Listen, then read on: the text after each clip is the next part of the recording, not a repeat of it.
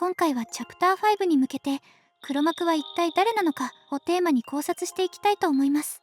少しでも参考になったら、高評価をお願いします。黒幕候補について、物語もいよいよ終盤ですが、現時点で黒幕候補に上がっているのは、レイスピエール、ポピー、ステラ、プロトタイプ、エディの5名です。どの人物も怪しい雰囲気がプンプンしますよね。今回もチャプター4までに判明している情報をもとに、徹底考察していきます。レイスピエール、彼はチャプター1から登場している幹部の一人であり、エリオットが去った後のプレイタイム社を引き継いでいる人物で、イノベーション部のトップです。わかりやすく言うと社長です。VHS での音声や資料への登場はあるものの、まだ人物としての姿は描かれていません。謎が多い人物であるため、黒幕として有力な候補となっています。まずはレースの人物像を掘り下げていきたいと思います。VHS などからは、ソーヤー博士を改造した張本人であり、冷徹で残忍、高圧的な印象を受けますが、果たして本当にそのような人物なのでしょうか。過度なセキュリティ体制、ポスターでの過剰な注意喚起、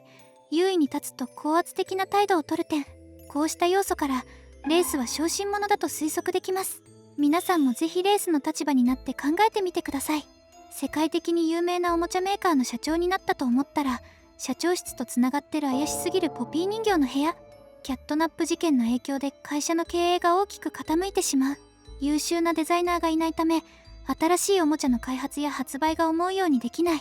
ソーヤー博士は勝手に実験を繰り返し、その実験でさらに赤字を増やしてしまう。ハギーの脱走、キャットナップの暴走、さらに劇場事件によって約90名の死者が出てしまった。こんな状況に追い込まれたら保守的になってしまいませんか？プレイタイム社が抱える全ての問題は社長であるレースに降りかかります。当然、実験や事件の隠蔽にも必死になるでしょう。そのため、セキュリティを強化するのはもちろん、裏切り者を探すために盗撮や盗聴にも特に力を入れるでしょう。会社が有利になる契約書を書かせたり、会社に都合の良い資料も従業員に配ると考えられます。また、このポスターがいつ作られたのかは不明ですが、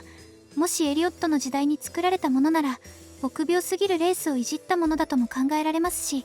レース自身の時代に作られたものだとすれば、本気で処分を示唆しているとも取れます。ソーヤー博士に対しては、本人が目の前にいない間は消極的な態度をとりますが、博士を閉じ込めた瞬間に強気な姿勢を見せています。レースはどうしても自分の代で問題を起こしたくないのです。また、エリオットの存在を執拗に隠蔽しようとしているのもレースではないかと考えます。実際、エリオットのドキュメンタリー映像には、後から編集されたと思われるモザイク処理が確認できます。エリオットらしき人物が黒塗りやぼかしなどで統一感なく隠されており、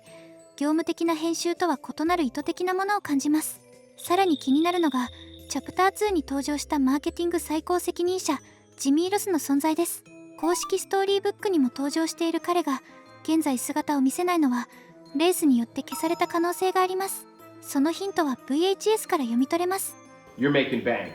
Huggy, mommy. Even Elliot knew this way back with Poppy. I guess I Oh, kind Blue. of. Blue is huge. 彼はインタビュアーの言葉を遮り、強引に別の話を始めてしまいます。これはジミーがエリオットに関する話題をうっかり口にしてしまったためだと考えられます。おそらくインタビュアーが続けようとしていた言葉は、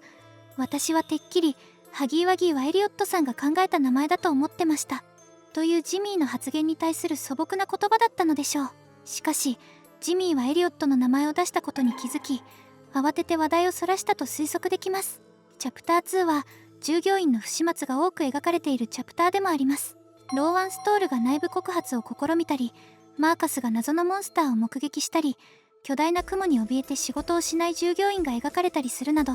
会社にとって不都合な出来事が描かれています。こうした流れからも、ジミーの発言は会社にとってかなり都合の悪いものであったと考えられます。特にハギーワギーについてのジミーの矛盾した発言は、それ自体はさほど問題になるものではありません。そのため、会社にとっての真の問題は、やはりエリオットに関連する発言だったのだと考察できます。では、なぜエリオットの情報を隠そうとしているのでしょうか。その理由の一つとして考えられるのは、ラットの実験に関するメモの存在です。このメモは、おそらく何者かが意図的にあの場所に置いたものです。あたかもエリオットが関与したかのように偽装されている可能性があります。公式のストーリーブックであるオリエンテーションノートブックには、エリオット・ルートビヒが残したままにしておくこと、と記載されていますが、一方で PW による記述では、このノートには真実とは異なる点が書かれていることや、エリオットが本当にそこにいたのかどうか疑わしいといった不信感が示されています。これらのことからもエリオット自身がこの部屋に残されたものには直接関与していないことが暗示されています。もし謎の人物 X がラットのメモを意図的に置いたのだとしたら、レースはそれを発見し、そのいかがわしい実験内容とポピーの部屋の存在を結びつけ、外部に漏れないよう必死に隠蔽した可能性があります。こう考えると、真の黒幕は X であり、レースはうまく利用されているだけとも解釈できます。また、ソーヤー博士が進めていたおもちゃ巨大化計画についても、会社の資金繰りを改善するための一環として、レースがサポートしていた可能性も考えられます。レースはソーヤー博士からも命を狙われているため、喜びの時間って解放された博士に捕まり、同様に実験体として改造されてしまった可能性もあります。以上のことから、レースは現時点で特定できるような野望を持たず、保身を第一に考える人物であるため、黒幕である可能性は低いと考えられます。ポピー、チャプター1では、まるで封じられた呪いの人形のような印象を受けます。その後のチャプターでは、強い野心を秘めていることや、何かを隠している素振りが多く見られました。また、主人公に対して怒りをあらわにしたこと。あなた、何をしたの？なんでドンを殺したの？何が起きたのか分かってるの？あなた、ちゃんと爆薬を仕掛けたの？私は決して忘れません。さらに、自身をモチーフにしたおもちゃがゲームタイトルにもなっていることから、伏線回収のために物語のラストで重要な役割を果たす可能性があり、その怪しすぎる行動から一気に黒幕候補として有力視されるようになりました。しかし、その場合は最終的に主人公と対立することになります。現在ポピーはプロトタイプと敵対しており、彼を倒すことを目的としているため、主人公と敵対する可能性は非常に低いと思われます。またポピー自身、主人公の力を頼りにしているため、チャプター5では再び合流し、共に目的を果たす流れが自然に感じられます。とはいえ、プロトタイプを倒した後にこそ、真の目的があるとした場合は黒幕としても成立します。仮にポピーが何か別の目的を持っているとしたら、囚われた孤児たちの救済、大好きなパパであるエリオットの復活、工場の再始動、あるいは外の世界への脱出などが考えられます。しかし、これらはいずれも主人公と争うような目的ではなく、むしろ好意的に協力して達成するものです。そのため、ポピーを黒幕と表現するのはやや不自然だと感じられます。逆に、ポピーがネガティブな目的を持っている可能性も考えてみましょう。現在判明している要素としては、列車事故を故意に引き起こして主人公を強引にプレイケアへ連れてきたこと、ソーヤー博士がポピーに対して抱いている疑惑、具体的には主人公を利用しているという発言、さらには封印とも取れる10年間の拘束状態などが挙げられます。今回はあくまでもステラポピー説は考慮しないものとして、自主的に10年間出なかったことは封印されていたと解釈できます。そうすると、実はプロトタイプがポピーを封印しており、それを主人公が知らずに解いてしまった。そのためポピーが周囲を翻弄し始め、最終的にゲームタイトルであるポピーの遊びの時間という伏線が回収される流れも考えられます。しかしその場合、伏線回収という演出のためだけにポピーがなぜ封印されていたのか、また主人公が工場に呼び戻された本当の理由が不明瞭になり、ストーリーとしての整合性が取れなくなってしまいます。ソーヤー博士が言及した通り、ポピーは主人公を利用し、プレイケアへと誘導しましたが、その過程にはキシーも少なからず関与しています。自らを犠牲にしてまでポピーと主人公を助けたキシーの行動から、ポピーの真の目的に強く共感しており、それほどの価値があると信じていたことが推測できます。さらに、主人公に手紙を書いて工場へ呼び戻したのはキシーだと考えられます。その根拠として、英語版のキシーの資料には、文章による意思伝達において自分の願望を伝えていると記載されており、これはキシーが文字を書くことができるという暗示だと思われます。また、チャプター2でポピーが解放された際、すぐ近くにキシーが現れて主人公を手助けしていることも偶然とは考えにくいでしょう。ここで改めてキシーが文字を書けるという情報の必要性を考えてみると、これは現在判明している主人公を呼び戻した手紙の送り主という伏線の回収につながります。仮に今後、他にも文字を書けるキャラクターの存在が明らかになった場合、キシーが文字を書けるという情報自体の意味が薄れてしまいます。そのため現状で得られている情報から考えると、主人公を呼び戻した手紙はキシーが書いたと解釈するのが最も自然です。またキシーがプロトタイプに怯えていたことも、ポピーの目的であるプロトタイプ討伐に協力する理由を裏付ける要素の一つと言えます。こうしたキシーの好意的な行動から見ても、ポピーの真の目的が悪意のある方向へ進むことは不自然に感じられます。したがってポピーが黒幕である可能性は低く、黒幕候補として名前が挙がっている理由は意外性を狙ったものだと考えられます。ステラ、チャプター1から登場している幹部の一人です。 VHS には木と人間を比べるような発言をする、我を忘れて突然語り始めるなど、少し変わった彼女の性格が明らかになる場面があります。プレイケア責任者になり、孤児を大切に思いながらも非人道的な実験に加担してしまったり、物語が進むにつれ彼女の感情が不安定になっていく描写があることから、黒幕候補として浮上してきました。レースから実験について尋ねられた際、ステラは一瞬ショックを受けたものの、すぐに実験を前向きに捉え、それが自分の思い描いていた以上の素晴らしい世界であると語っています。この時も少々熱が入っている様子から、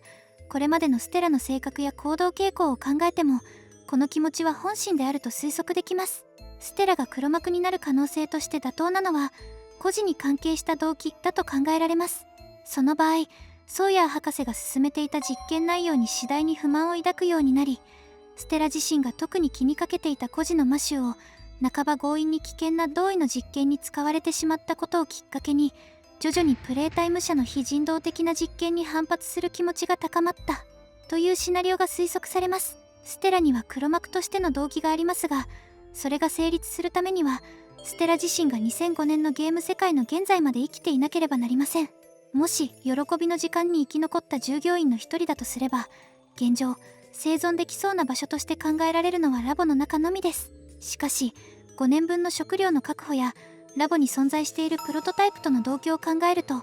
あまり現実的とは言えません。あるいはステラ自身が何らかの実験体となって生存している場合、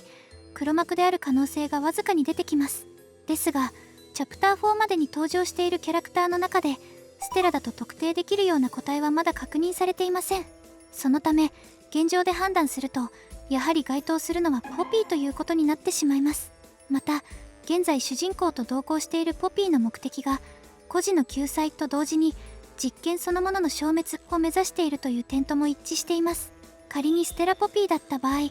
ケースの中で10年間考え続けた末、この素晴らしいプレイケアという施設を子どもたちの楽園にするために、孤児たちを計画の最終形である不老不死の実験体へと改造し、永遠のおもちゃ王国を築き上げるといったシナリオも考えられます。しかしステラポピーを黒幕だと仮定すると、現時点では仮説に仮説を重ねているため、考察としての信頼性は低くなってしまいます。そのためステラがポピーとして実験されたという具体的な根拠を考える必要があります。ステラが最後に確認されるのは修士検診1172の資料からです。ステラの陽性と記述されていることから、少なくとも1994年12月頃までは業務に就いていたことがわかります。したがってポピーに改造されたのはそれ以降ということになります。ステラ自身が実験に対して不満や不信感を抱いていたのは事実であり、そのことで他の幹部たちと衝突が起きた場合、考えられるのはエディが口にしたように不都合な人間を消すという選択です。これまでのプレイタイム社ならそれを実行しても不思議ではありません。公式ストーリーブックによると、1995年7月18日にプレイケアのスケジュールが変更されており、8月8日に新しいスケジュールが発表されることが記載されています。なぜステラが責任者を務めるプレイケアの予定が急遽変更されたのでしょうか。その理由として考えられるのはステラが不在になったからです。チャプター4に登場した監獄エリアのホワイトボードには、ネートが来週不在になるため来週分の仕事を増やす必要があるという理由でスケジュール変更が行われたことが記されています。このことから不在になることがわざわざメモとして残される人物は、施設内の業務に重要な影響を及ぼしたり、何らかの重要な役割を担ったりしていることが推測できます。つまりネートが不在になることで施設管理や実験運営に影響が出る立場の人物、つまり責任者や上司にあたる人物だと考えられます。このネートという人物はおそらく赤いガス製造の責任者ではないでしょうか。監獄エリアでは赤いガスが実際に使用されていることから、ネートは業務上その製造や使用に深く関わっていると推測できます。このことから、プレイタイム社では責任者が不在になると、それに合わせてスケジュールが変更されるという体制があると考えられます。さらに、今回のスケジュール変更は、来週どころか月をまたいでの変更となっているため、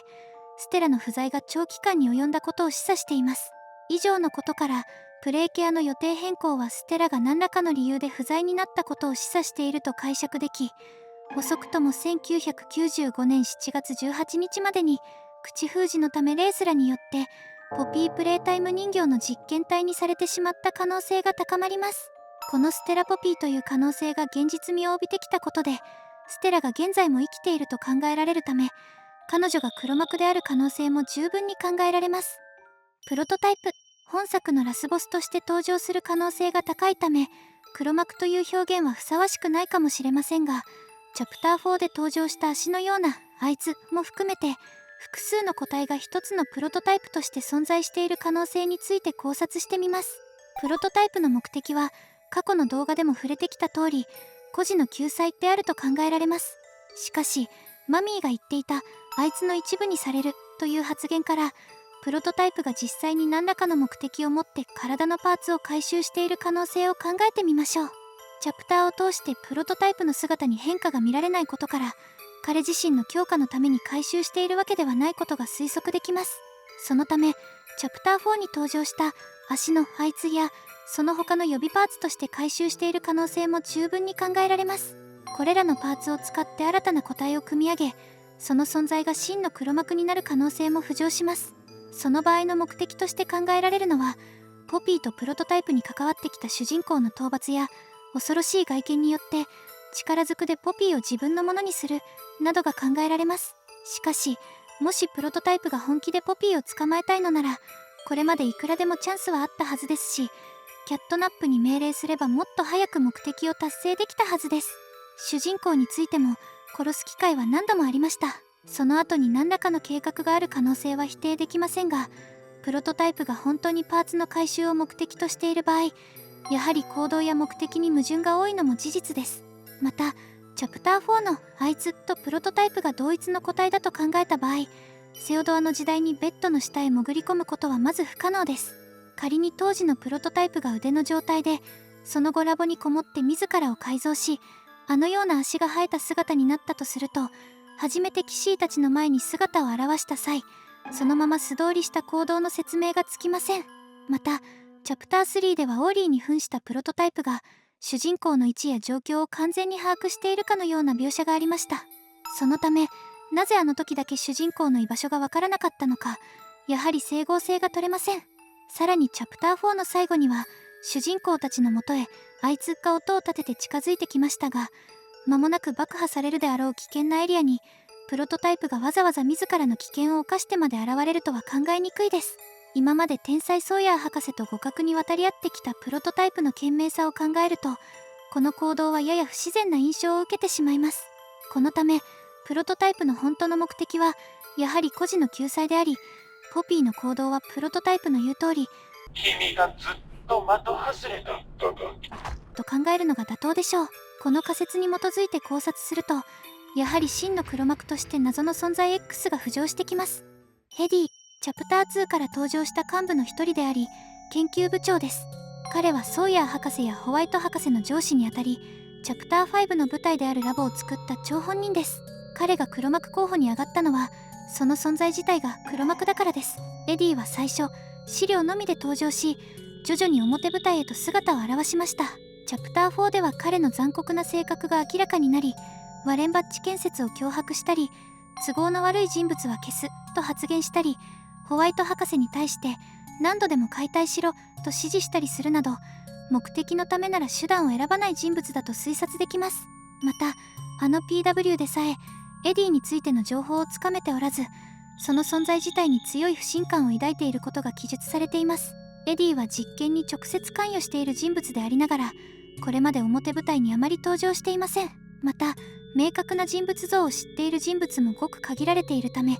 チャプター5において黒幕として登場する可能性は現状で非常に高いと考えられます。さらにワレンバッチ建設のシルバとエディが登場する VHS には不自然な場面があります。会話の内容から2人が崖の近くにいることが推測でき、我々はみんな崖っぷちに立たされているからなと発言しています。この状況から推察すると、映像には明確に映っていないものの、エディがシルバの胸元をつかみ崖から落とそうとしている場面が想像できます。仮にこれが事実であれば、成人男性を持ち上げるほどの強い力をエディが持っていることになります。つまり彼自身が体の一部を機械化した人物、あるいは実験体である可能性も否定できません。そうでなければシルバが発したリッターマンさん危ないですというセリフについて合理的な説明がつかなくなります。また契約時にはお金をちらつかせ、自らをビジネスマンと称しています。ソーヤー博士が進めていた巨大化計画についてもお金になるという理由でサポートしていた可能性があります。エディの真の目的は純粋に金銭目的なのかもしれませんが、現時点ではあくまで憶測の域を出ません。このようにエディについてはチャプター5で明らかになるであろう未公開の情報が他の候補者に比べて非常に多いため、真の黒幕として十分な可能性があると考察できます。またこれまで挙げてきた謎の人物 X をエディに当てはめてみても不自然な点は特に見つかりません。以上の考察結果から現時点での結論として黒幕はエディであると考えることができます。他にも怪しそうな黒幕候補がいたら教えてください。